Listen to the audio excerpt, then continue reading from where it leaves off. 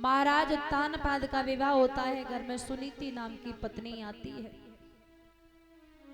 धन है, दौलत है, सुख है, संपत्ति है, लेकिन कोई संतान नहीं है। और याद रखना महाराज, घर में ये धन दौलत कोई मायना नहीं रखता जब तक संतान ना हो तब तक। ये जो घर होता है ना, एक संतान से ही घर एक फूल की तरह खिलता रहता है। महाराज उत्तानपाद के घर में जब कोई संतान नहीं है, बड़े दुखी है। सुनीति मैया भी बड़ी हैरान है।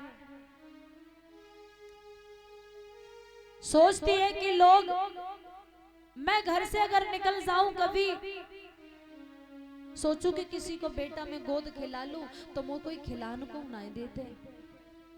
क्योंकि याद रखना मैया, ये परंपरा चली आ रही है। तुम्हारे पास संतान होगी तो दूसरे का खिलाने को मिल जाएगा, और तुम्हारे पास नहीं होगी तो कोई खिलाने को भी नहीं देगा। वो आजकल तो जी और कहती है, ओरी बहना जाए पनो लला मन देगी, जो न जाने कौन सा टोटिका कर देगी है जी, बड़ी टोटिका बाई है। तो बाई समय मैया को कलेजा फट जाते हैं।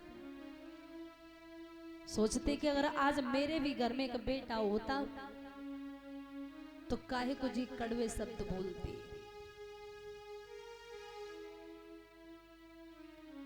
सुनीति मैया विचार कर रही है कि हे भगवान, ऐसो मैंने कहा अपराध किया है, ऐसो मैंने कहा पाप किया है, जो मेरे घर में ना तो बिटिया और ना बेटा कोई भी नहीं आयो।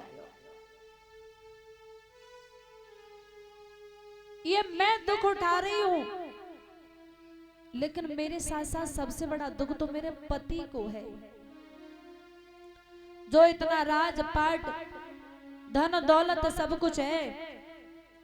इंसान विवाह किस लिए करता है कि मेरा वंश आगे के लिए बढ़ेगा, और वंश आगे ना बढ़े तो ये विवाह ही किस काम का। परमात्मा ने जोड़ा इसीलिए बढ़ाया कि आगे संतान की उत्पत्ति हो, ताकि एक दूसरे व्यक्ति का नाम आगे चलता रहे। जब संतान ही नहीं होगी तो नाम चलाने वाला कौन होगा। सुनीति मैया ने विचार किया कि क्यों मैं अपने पति को दूसरों विवाह न करा लूं। जो छोटी बहन घर में आ जाएगी, बस कोई ना कोई संतान को जन्म तो जरूर है ही जाएगा। अपनी तरफ नहीं सोचा सुनीति ने, बल्कि अपने पति की तरफ सोचा।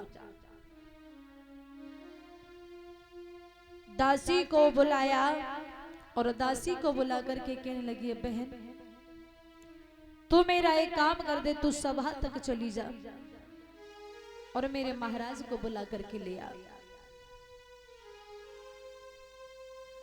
महारानी का उदास चेहरा देख करके दासी वहां से गई और महाराज उत्तानपाद के आगे हाथ जोड़ करके खड़ी हो गई। और महाराज उत्तानपाद से बोली, सुनो महाराज,